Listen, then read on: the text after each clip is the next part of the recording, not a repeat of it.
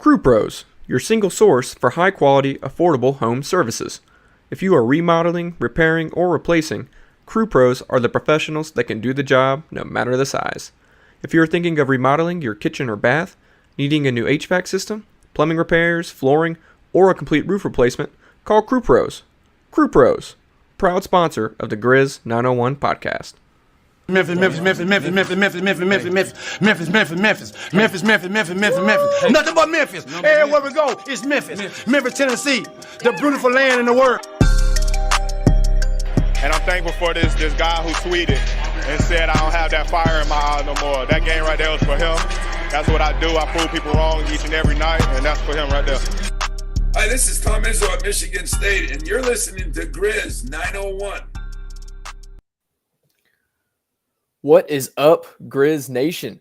I am not Daniel Greer, but we have a victory show, which means your boy Nader Bate is here to lead us through the evening's festivities after we just won yet another MLK date game. Third in a row, two of them against the Suns. And before we get into anything, I want to make sure I don't forget this time because I forgot last time. Sponsored, Grizz 901 is brought to you by Zach Jaworski State Farm, ZachInsuresMemphis.com. Zach Jaworski treats you like family. I always say it, and I'll never stop saying it. If he'll insure Daniel, he will insure anybody. So whatever you need, whether it's home, auto, life, renter's insurance, call Zach Jaworski State Farm. They really take really good care of you, serving everywhere in the Memphis metro area. But Lord knows I'm not the person who should ever lead a show. I don't know why Daniel keeps letting me do it because I tend to ramble. So before I get to rambling, I want to bring in Luke Hatmaker. Luke, welcome to the show, brother, all the way from Nashville. Yeah, brother, happy to be here. I'm feeling this victory energy, and I like Nader Bate. Is that sticking? I like that. It was what it was in college and stuff. It was definitely taken advantage of, used inappropriately. But hey, we're all adults here, so we're gonna pretend. At least with Daniel out, we're gonna act like adults and keep it a family show tonight. Yes. Yeah, man, glad to have you on. Especially, it's always a victory show when you and me show up here, so we need to keep doing this. I feel like this is just the vibe for a victory. It was decided on before. It's not ever after, so it's decided on before. But man, Grizz on a roll. That is their third straight MLK Day game win, which is always a big thing for the city. We'll get into that in a second. But also their 10th straight win this season. They are just on a roll, man. Month of January undefeated, just absolutely crushing, taking care of professional wins against inferior teams. And then games like tonight, national TV, you love to see it showing up. Obviously, on national TV, you want to see your three guys and Ja, Des, and Jaren show out. And every one of them did tonight, right? Sort of put everybody on notice. But also, just MLK Day is a huge thing, not just for the team, but for the city, right? Because I think Memphis, it's one of those cities that doesn't necessarily get a lot of love nationally, right? And it has probably what I've seen a negative image nationwide. But people don't get the brotherhood that's Memphis, right? And the way that people really help pick each other up, really the blue collar feel of the city. And you get to see that brotherhood and that love and the way that people in Memphis are able to come together in a way that's really rare in a lot of different places. And MLK does a really good job of showing that every year. So really exciting. It's really good to see not just the team show out on national TV, but also for the city to be able to get that shout out today as well. But enough. I'm not going to get too sentimental because that's not my lane. That's Daniel's lane. Just kidding. He's a jerk. But getting into the game, really all three of those guys showed out. You had Ja 29-7 with some freaky stuff per usual. Des 28-6. Jaren 18-8-6. But I think we'll hit on those guys a lot. So there's one thing I wanted to make sure we hit on because he had it by the standards of late, a bit of a quieter night. Steven Adams was dominating in the paint for them in that first half. Steven Adams really kept them within striking distance, which also, obviously the Grizz locked it up in the second half, played well enough to come back from any kind of deficit they could have been in. There was a lot of times that game could have gotten ugly. Suns got double-digit lead, could have extended, and Steve-O's there to get a putback, offensive rebound, bullying dudes around. He's bullying people so much, Mark Davis had to do something about it. He started calling all these BS fouls on him to try and get him out of the game, which shout out whatever dirt Mark Davis has on Adam Silver to have a job. But beside the point, Steven Adams absolutely put in work tonight for that team. And one of those nights it didn't show up on the box score, but really, really showed out when you were watching the game. But lots of things to take away from tonight's game, lots of fun things. I want to get your main 2 things from tonight's game. So what is your number 1 thing from tonight's game that you think matters for this team going forward, not just tonight? Easy. The defense that Zaire showed tonight. He's been someone since he's come back that I've just been wanting. I've been trying to keep an eye on. And tonight, I mean, what was it? He was a plus 14. His offensive game wasn't really there tonight, but like he was on Bridges most of the game and just kept Bridges to.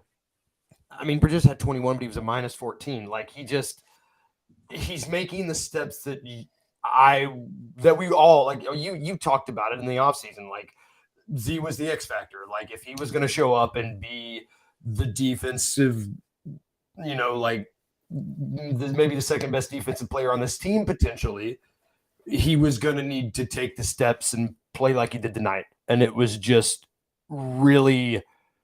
He's a smart kid, man. He's really smart. He's got a smart game for his age, and I love watching his game. The fact that he's making these jumps and you can see it. It's like he's aware of what he's doing. I'm so excited to get to the postseason and see what he brings to the table. Then there was a postseason atmosphere tonight, man. That's what it felt like. Oh, yeah, and we're going to get into that. But sticking to Z, only 1 for 3 from the floor. It was a 3, which he's been making those a lot more consistently lately. You'll have to see it. But his impact was absolutely on the defensive end. He was a plus 14 tonight, despite only being 1 for 3 from the floor, not really doing much in the assist department either. Actually, not doing anything in the assist department either, now that I look at it. But he has a maturity to his game, right? And you see the immaturity sometimes. That's inevitable when you're as young as he is, when you're as young as a lot of these guys on the Grizz are. But the maturity comes when he's able to turn it around mid-game, because he did not start this game very well, right? He gave up a couple of threes, a couple of open cuts, didn't look good. But then as the game went on, started to really use his length.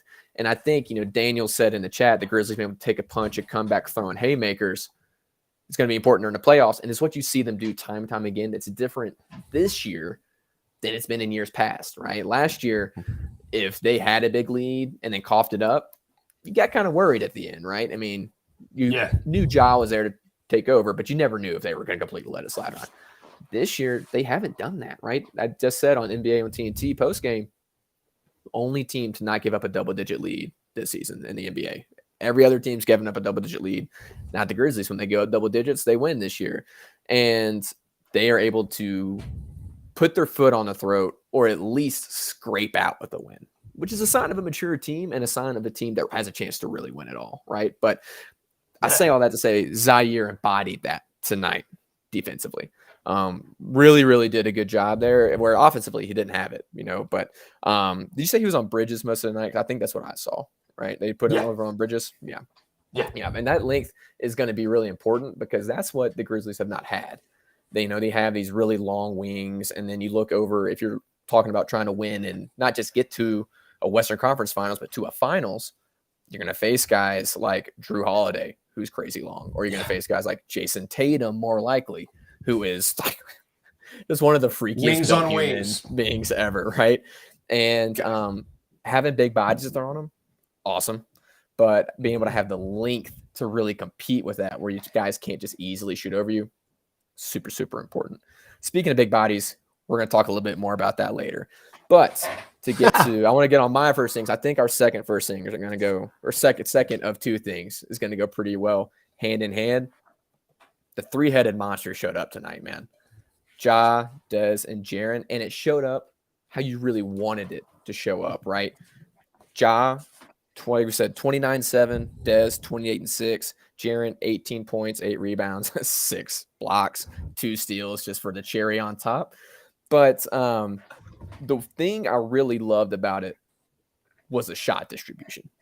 The shot distribution broke down how you wanted to tonight. Ja had the most, took 20 field goals attempts tonight. That's what you want. But then you got Jaren and Dez neck and neck for that second. Dez had 12 shots tonight. Jaren had 11 shots. But man, not only were they all playing well tonight, they were spreading the floor the way that they are built to do, right? When all three of them are on the floor, the optimal offense is you have Dez running off of actions, hitting shots off the dribble like he did tonight, just running around like a madman. It's Steph Curry-esque watching Dez run. He gets a lot of Klay Thompson comps. He runs like Steph around on that court. He's fast. He's just like Steph in terms of the speed that he has when he's covering the floor. It's weird. Yeah, and it really stood out tonight. He can't make shots quite as well as Steph can. No. I'm not gonna, as much of a homer as I am, I'm not gonna go that far. I saw Steph make a freaky one. He's like falling over, made one tonight against the Wizards, but he's doing the same general thing where he's running off these actions, sprinting around, catches and shoots right off of the screen. It's awesome. But then you got Jaren, who is scoring both high, and then he's getting in the paint. He had some awesome bully ball moments tonight, dude. I love seeing that from Jaren. Yeah. And then you get Ja, who's just Ja. He's just doing Ja stuff, right? Whether he's getting the and ones, the tough paint buckets, ending Jalen Smith's career or Jakob Poeltl's career, or tonight going 5 for 8 from 3, right?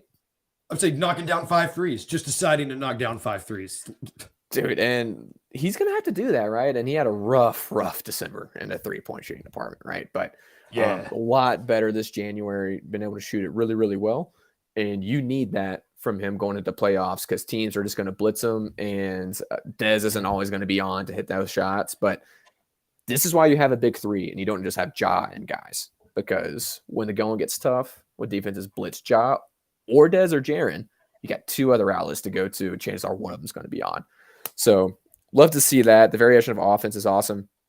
One other thing that I did notice to looking at the box score, because the game got so out of hand, I'm sort of just kicking back, drinking some people's water, just having a great time of it.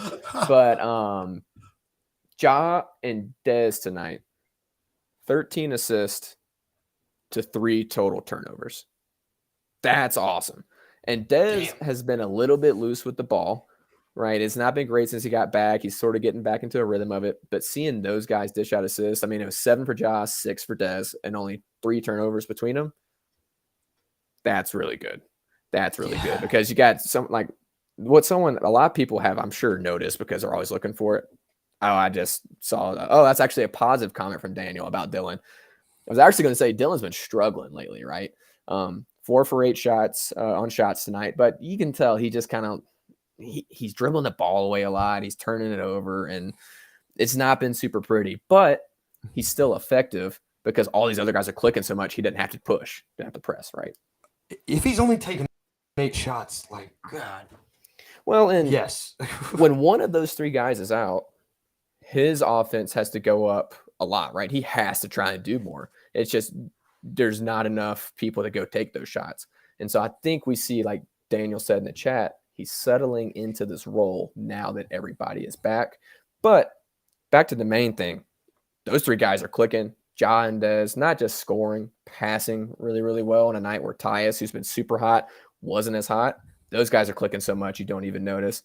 And then the last thing on that 3-headed monster, Jaren, 8 rebounds tonight, 8 total rebounds tonight. He's averaging 6.8 rebounds this season. It's 1.5 more rebounds than his career average, a whole rebound higher than his his previous career high. He's averaging 8.7 rebounds in the month of January. And you see it, right? Or is it just me? I see him being aggressive on those boards. And even like in the postgame, he's just like, he is walking around the court like he's the biggest, baddest dude out there. And it's awesome to see him finally realize that, because that's what he is. He's a big dude, and he's like, even in the post-game interviews, you see him, and it's like, man, this is a big guy who's confident in his body now. Yep. He's getting a little bit of a mean streak. He can beat anybody. He's getting the mean streak a little bit too. And I love seeing that aggressive attitude from him because they need it.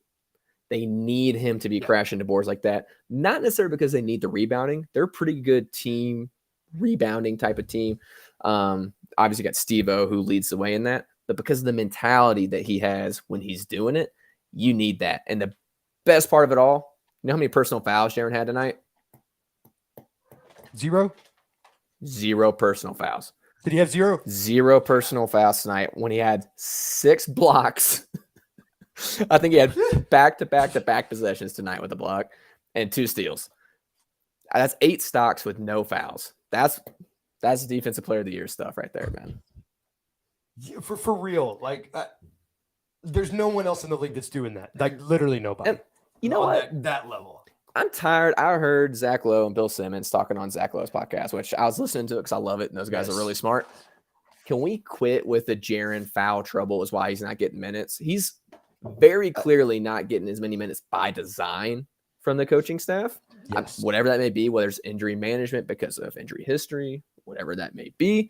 Also, they're beating the piss out of people, and he doesn't have to play most of what his minutes will be in the fourth quarter. That's what that is.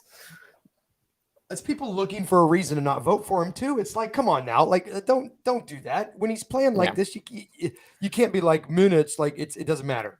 The dude is defensive player of the year, all-star level right now. He missed plenty of time to start the year. If that's the case for just now, I get it. But if we get to the end of the season and they're talking about he only plays 20-something minutes a game, I'm going to have a bit of an issue with that. But all that to say, the three-headed monster was clicking tonight, and that sort of peak of powers team, what you want to see from them going forward, which leads me into the last thing, which I think is what we're clicking on, because you texted me about this beforehand. So let me know if not.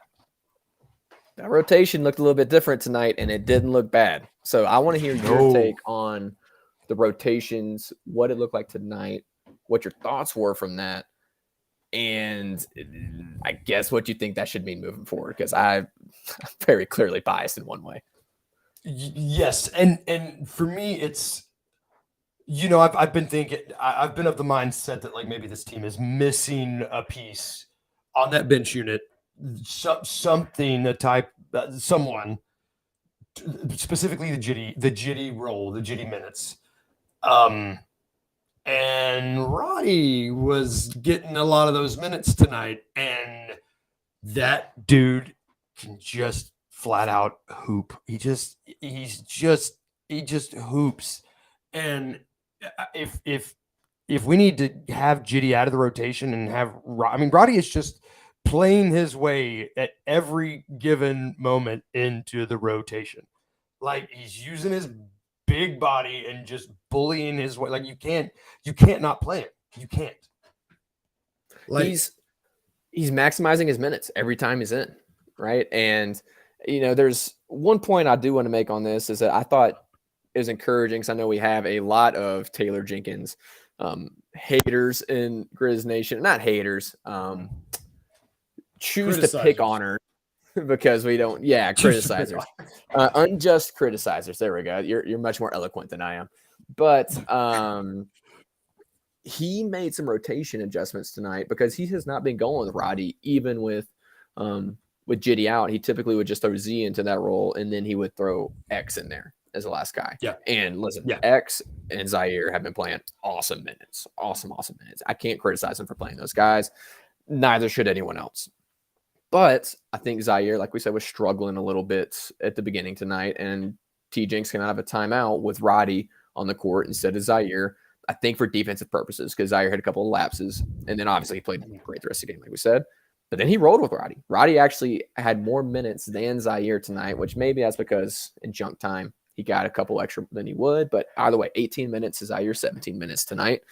And look, he fits. He's knocking down threes now, which he shot 60% from three over his past 4 games. I think he's gotten real minutes, 60% from three. And then those drives to the basket, the way he's able to move defensively, he fits, man. He fits. And I think he fits better than the guy who's getting minutes over him. Well, Daniel's right, too. I'm going to feel real foolish if the guy we need is just Roddy getting more minutes and not to trade for someone after I read an article about it. It's going to make me feel real dumb. Well, listen, I still think the Grizz would benefit from getting a vet like a Malik Beasley or a Gary Trent Jr., somebody who's been there and can go and get the buckets for you to really knock down those big time, big moment deep shots. That being said, like the more they play, the more complete they look, right? And if I'm getting off of somebody, it's not Roddy. No, it's not Roddy. You got X, you got Laravia. I hate trading Conchar because one, he's just an awesome dude who you love to root for, but two, he's a great contract to have when he's performing. Yes. But right now, it's looking like you're going to get Roddy out more consistently than you're going to get Jitty, which is not something I thought I would say this year. So there's a lot of decisions to be made there. So I still think they will make a move. I don't think it'd be a big splashy move. But I do think they should go get a shooter. And Daniel in the chat saying the one person you don't move is Conchar because of the contract. Exactly. Right. The contract's great contract. So I don't know what they'll move. I think they'll move picks and maybe a couple of guys who don't really play, but have some kind of role, promising part for a role. But Roddy, the way he's playing, I don't know how you keep him off the court because he performs every time he's out there. And for me, he also embodies that, like, the work for every single bit of it mentality that comes with Memphis. You know, he's just a grinder. He grinds it out. And it's when the results are this good, it's like, give him his flowers, like, play the kid. Yeah. And he does all the little things, which is what you love about like a Melton and a Conchar, right? Two fan favorite type of players, even not everywhere. I've definitely listened to some people who despise Conchar, but I don't get it. But both those guys, they do all of the little things, right? They get the rebounds and make sure they're in the right spot. If Tyus is driving baseline, Roddy or Conchar is going to be in that corner ready to give him a bailout pass, and they're going to keep it moving. The only difference is that Roddy's more athletic and he's more confident on the drive. When Roddy drives to the basket, I think good things are going to happen. When Jitty drives to the basket, my level of concern rises. My heart rate goes up a little bit, especially if you choose. I'm worried he's going to lose the ball. Yeah. Well, if he launches a floater, I consider it a turnover most of the time. I don't know what Jitty's shooting on floaters this year, but it's not a pretty number. I know that. But both those guys, the reason he loves them is because they're always in the right place. But Roddy, man, if Roddy was not a rookie, no question he'd be playing over Jitty right now. Am I wrong? No, you're and that's the thing. It's like he is a rookie, and they're saying in the chat like year 2 Roddy is going to be scary. It's going to be year one. Year 1 Roddy's scary. Year 1 Roddy is awesome. Year 1 Roddy is awesome. Listen, you love to see it. You love to see what's going on. Hey, everybody, we got a few more people joining us in the chat. Thanks for showing up. If you have not seen it before, go check out our merch, grindcitydesigns.com/Grizz901. If I wasn't sweating like a madman, I would have my shirt on right now, but instead I got a hoodie I don't care about on because it hides sweat. But listen, Grizz901merch.com. Go check it out. I'm sorry, Grizz901 merch at grindcitydesigns.com/Grizz901. Great shirts, really cool designs. The white one with like the blue and yellow outline, that's the one. That's fresh. I love that shirt. I got the blue one with the red, and it's. I got that one out there too.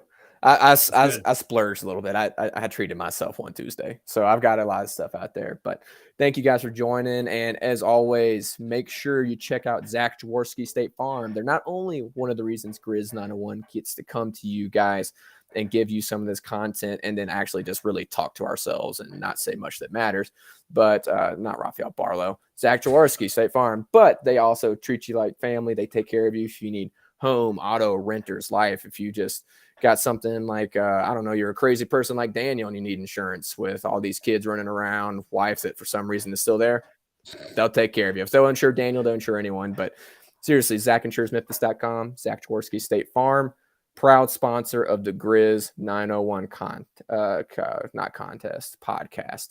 But getting back to this game, I want to get back to two things real quick.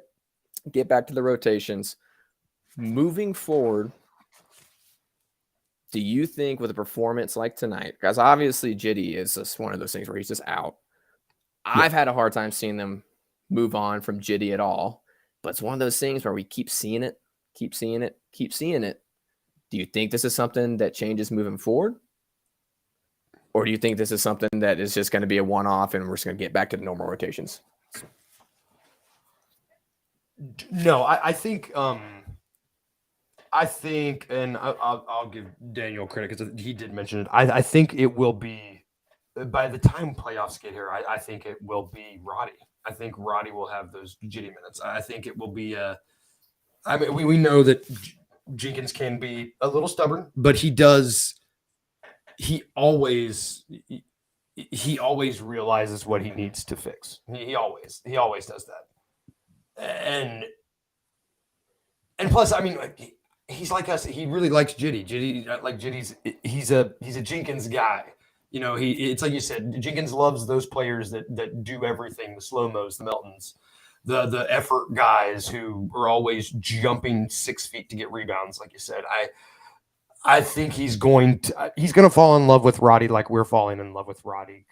You know, he's going to have to. Well, is it going to be a Grayson Allen thing where we have to trade Jitty to get Bane and Melton more time? God. No, I think you're right. I think Roddy gets these minutes. I don't think it's immediate, but it could be. He's played so well, it could be. But he will get these minutes in the regular season going forward. The only thing I'm a little different than you on is when it comes to the playoffs, I don't think either one of these guys is going to be getting a ton of minutes. I think they're sort of emergency guys for if someone gets in foul trouble, you get an injury or a matchup just isn't right. You got Roddy ready. But he's playing so well that if he can play this well consistently and do it in big moments, in big games, he could play himself into that. But I mean, you've got your starting five, plus I'd say Brandon, Zaire, Tyus are really your main ones you're going to have in the playoffs. Probably Aldama because you need that size as well. I think Roddy's going to be probably that ninth guy who's not really getting minutes, but is right on the edge of getting minutes. They need somebody in an emergency and in a pinch, they're going to call him. But listen. And he's making more of his threes than Jitty, too. You know, Jitty's been his threes the past month are garbage. Yeah, which Jitty could get hot again and have a hot month, but Roddy's just been more consistent. But either way, listen, Grizz won by 30 again tonight, and the whole team has it clicking. They look like one of the top three teams in basketball. You know? And so they're tied with Denver again for that number one record in the West. No one seems to be able to break free of that. I thought maybe they'd get a break last night, but Jokic did Jokic things against the Magic with the buzzer beater. So, listen, tied for the second best record in basketball, and they're playing like it. They look awesome. They are the third team to 30 wins, I believe. Did Milwaukee beat them? I think Milwaukee did not because the Nets are ahead of Milwaukee. It's third team to 30 wins only because they didn't get enough games in before Denver, those sneaky guys. But listen, they're clicking. Again, undefeated in January, 10 straight wins. So looking ahead, they got the Cavs coming up on Wednesday, another home game before they head on the road. Game predictions for our guys versus the Cavs. The Cavs have been playing pretty well, but I saw Dom had a little tweak tonight. Did he get hurt? I saw where he had some kind of injury scare, but I didn't really see what happened. Did you see any of that? No.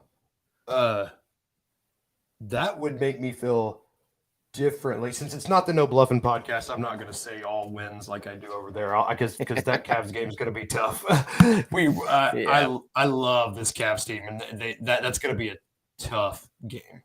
That was the first game that I had circled on this like little stretch here that worried me. Okay, so if Donovan's not playing though, he left with the groin injury. It says he's not sure if he would have been able to return to the floor. So it doesn't sound like it's crazy serious. Gotta be careful with groin injuries are no joke. Yeah, no joke. Soft tissue injury. I would not be surprised if he doesn't play on Wednesday. But until we hear differently, let's assume he does play on Wednesday. So game predictions against the Cavs with a Donovan Mitchell playing. What you got? Screw it. Dub. Keeping it simple. Is it a close game? Is it a deep game? I think it's going to be, since we came out and treated this game like a playoff game, I think we're just coming out having that mindset in the month of January, and I think we're going to continue it against a team that I think a lot of people consider them like the East version of us for a minute there in terms of like young team that's like people enjoy watching. You know, I think we'll show up for that one. Yep, I think they will too. And it'll be a fun game. You got two awesome backcourts, right? Like you hope Donovan Mitchell's available because I want to see the Mitchell Garland versus Morant Bane matchup, man. That would be so much fun. And then you always wonder against these teams that have all this crazy length what they'll be able to accomplish because they've got Mobley, they've got Jared Allen, and then they've just got length. Like they don't really play him as much now, but Okoro, just guys you can throw at Ja. He just sort of has his way with them, man. He just goes to town against the Cavs. And so I would love to see that matchup, and I think Ja goes off. So any kind of player things, who do you think is going to pop off? Do you think it's a Jaren game, a Dez game, a Ja game, Adam/DB game, perhaps? And Allen's. I think Bane started. He closed tonight out like he wanted more points than Ja, and I love when it seems like they're trying to outduel each other. I think Bane comes out and gets him at least 30. All right, let's have a little friendly then. You think Dez is going to outscore Ja on Wednesday night? Yes. All right. Yeah. I think that Ja will outscore Dez on Wednesday night. That's going to be our little gentleman's bet. We'll, I don't know, buy each other a Coke. That's about all our broke sales can afford anyways. But that's going to be our bet for the next night. I think Ja outscores Dez. You think Dez outscores Ja. Either way, I think the Grizz get the win. And I think it's a double-digit win against the Cavs on Wednesday night. I just think they're clicking. I think they're going to show up. I think Mitchell being even hobbled a little bit, showing up is going to be trouble. And so I'm calling it double-digit win against the Cavs coming up. And then after that, they got Lakers on the road. Lakers have been playing better. Suns, Kings, Warriors. So kudos to the Grizz, man. This month was always going to be an important month for this team. Had a bit of a soft schedule on the front end, but just a chance to separate yourself when other teams had injuries, were struggling. Warriors have a road stretch coming up, or they're in the middle of a road stretch, I suppose, where they've not been very good on the road, almost lost to the Wizards today. That final score is not indicative of how that game went for the most part. Want to separate themselves, and here they are, 10-game win streak, heading into what will be the tougher stretch of schedule against Cavs, Lakers, Suns, Kings, Warriors. Get to finish it off against Timberwolves, Pacers. And listen, nobody's playing better basketball than them right now. So they have a real chance to sweep the slate, which I think is asking a lot, but there's no team on here you expect them to lose to, right? If they lose, it'll be a surprise. So Grizz setting themselves up, and looking at the standings, they are tied with Denver for first. They are now 4.5 games up on the Pelicans after the Pels lost today. So they're 4.5 games up on that 3 seed. And they are 8.5 games up on the 7th seed in the play-in. So they've done an awesome job in January, really holding down the fort and separating themselves. So you love to see it.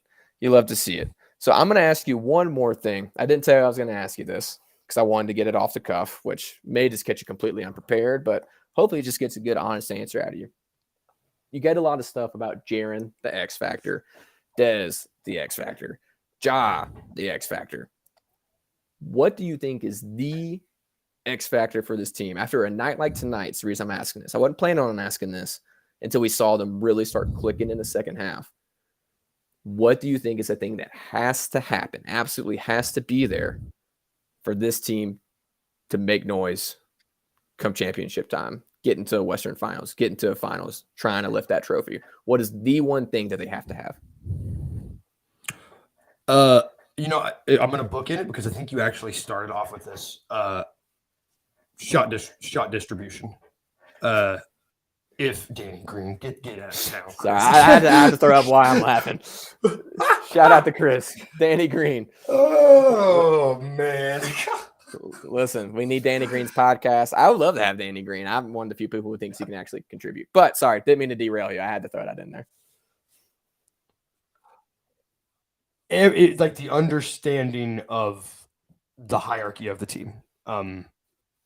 Like realizing who the best 3 players on this team are, like just everyone understanding that and distributing the shots accordingly. Can't beat them. You won't beat them because, and they also happen to have the defensive player of the year in the big 3 too. So it's like you can't beat them. If Dylan's shooting up 30 shots, yeah, it's the 3-headed monster.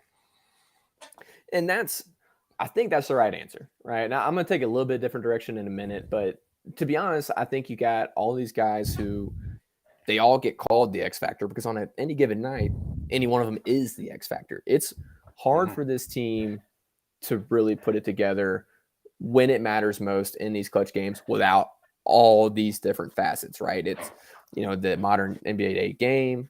It's about spacing. It's about being able to score at all 3 levels. And it's about being able to connect when one thing isn't working for you. What's your backup? What do you go to when team takes X away, right? It's what happened against Minnesota. Dez went crazy against Minnesota because they said, John Morant's not beating us. That's what happened. Desmond Bane beat them, right? And then their Warriors were like, well, we're not letting Desmond Bane do that against us. And what happened? Ja killed him until Ja got hurt, right? Yeah. And that's what happened when the Warriors actually beat the Grizzlies. It was Otto Porter Jr., it was Kevon Looney. The Warriors didn't shoot just amazing, but you had the other guys. Kevon Looney. Right? It's got to be multifaceted. So I think that's probably the right answer. I'm going to go with one of the things I talked about towards the beginning of the episode. Sort of, I bounced around it, but I tweeted about it. Discipline. This team needs to make every possession count, right? There's the careless turnovers. I tweeted out, I don't know why we're drawing up shots for Dylan Brooks out of timeouts. I know.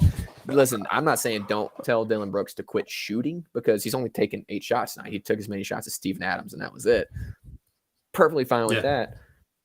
Don't draw up shots from out of a timeout because when you're playing big games, every single one of those possessions matters. These are 1-2 possession games, and you need those shots to count. You can't turn the ball over carelessly. You can't just give up kind of easy baskets because defensively you're not communicating or you fall asleep, right? Got to be disciplined, got to be locked in for a full 48. Good news is I think this team's focused on that as well. I think that this team is focused on that. You hear them talk about playing a full 48. And listen, night to night, you say, hey, I wish that they wouldn't give up these shots. I wish they wouldn't turn the ball over. But then you get to third and fourth quarter and they just lock them up. And they're executing on the offensive end. And then the Suns just couldn't buy a basket on the other end of the court. So I think they know what they need to do. I think they learned their lessons. I think this team is full of high IQ players. Even Brandon Clark, his IQ has skyrocketed over the past month. Listen, I got to give credit where credit's due because I was the number one Brandon Clark. Does not, if I only had a brain type of player. Dude, he is leading guys. He's pointing guys. He's making mid-air decisions. I owe Brandon Clark an apology. Dude, he took notes from Ja. He's obviously been studying Ja film with that one-handed poster tonight over poor Jack Landale. Jaren, high IQ player. Daniel just said in the chat, Jaren has been playing a lot more high IQ. Absolutely. 0 personal fouls with 8 stocks tonight. That's a high IQ type of night. And I think they're all starting to figure it out. And I think that makes them dangerous in the playoffs. Yeah. Like Stephen A said, I think they're ready. I think they're ready. So super, super fun being able to see that. MLK Day, 3rd straight MLK Day win for the Grizzlies, 10th straight win, undefeated in January. Longest win streak in the league, right? Longest win streak in the league, at least for now. I'm not sure. I don't think it's on this season. Now. But definitely longest win streak in the league for now, even though the Nuggets have got to be close as much as that's been back and forth lately. But that is all I've got for tonight. There wasn't a ton to say other than just to have a lot of fun. Listen, that between the poster dunk that we haven't talked about yet and then everything they did tonight, it's fun. It's just fun, man. Yeah. So much fun covering this team. But anything else you got to talk about before we get out of here? Anything coming out? Anything that you just had come out? Or anything you just want to throw out into the ether? No, just you. This team is so fun, just in general right now to cover, like to just be a part of. Like I just had a piece drop about role players that could fill this roster out. Not even sure we need them anymore, but I'm glad I wrote it. I had fun with it. I'm working on something about Coach Jenkins right now, coming to bat for him because so many fans seem to like ganging up on him, and it's so unwarranted because this team is very close. It's very, very close. And they're having fun while they're doing it too. It's great. It's a good time to be a Grizzlies fan. Listen, there's always ways to improve the team. There is no team that's perfect. Even the dynastic Bulls, dynastic Warriors, there are things about them that could be better, as hard as that is to believe. This team is tied for first in the West, tied for the second best conference in the league, and they've just now gotten all their guys healthy. Like, this has not been many games with their full rotation, and they are just, beating the absolute brakes off of teams. And listen, you can say, oh, they should beat the Spurs. Oh, they should beat the Pacers. These are NBA teams that play hard and have really good basketball players on, and they're beating them night in and night out. So, sure, if you want to throw up little mock stuff of, hey, here's how they could improve, yeah, that's great. I don't know why anyone is mad. There's no reason to be mad. But everybody, seriously, go check out that article Luke wrote on trades. There are a bunch of potential targets in there. I'll say one of them he did not list. He specifically said he wouldn't list is our beloved Bojan Bogdanovic out of Detroit. And I understand it. I get it. It did break my heart. I've wanted Bojangles on this team since this past summer. Makes me think of Bowberry biscuits. It hits a warm and fuzzy in my heart. But outside of that, Luke did a really good job of coming up with realistic trade opportunities. What you got? He's going to be a Laker. He's going to be a Laker. I don't want to talk about that. There's nothing I would enjoy less than him being a Laker. They've got beautiful sunshine and arrogant California attitudes. What else do they need? They're going to ruin Bojangles too now? They're going to ruin Bowberry biscuits for me? Come on now. That's a college delicacy. You can't do that to me. But no, go check that out. Listen, we got recaps coming out. I think I'm going to throw that on Luke now to get done for this week. We got all kinds of fun stuff. I'm going to try and get a bunch of stuff in. But listen, team's a lot of fun. Having a great time covering them. Thank you guys for hopping into the chat. I think we will be back out here on Wednesday, I would guess. Probably back with your normal co-host because I did butcher the promotions tonight. So my apologies, Zach Jaworski. Crew Pros, it's pre-recorded, so I kept myself from screwing that one up. You're welcome. But hey, other than that, I'm proud of you. Hey, listen, I did my bestest. But happy MLK Day to everybody. Obviously big for the city of Memphis, and it's a great thing to not only have the team show out, but to, again, see the city come together and get their shine on weeks like this week. And so it should be a reminder. We shouldn't have to say this. I think we don't have to with this crowd. We get a bunch of love from you guys in the chat and just all around. Awesome community to be a part of. But be sure to subscribe, rate, and review on YouTube, whatever it may be. But what I was getting at is, per usual, per always, even though I am not your beloved Daniel Greer, thank you guys for joining. Be nice. Tell your friends.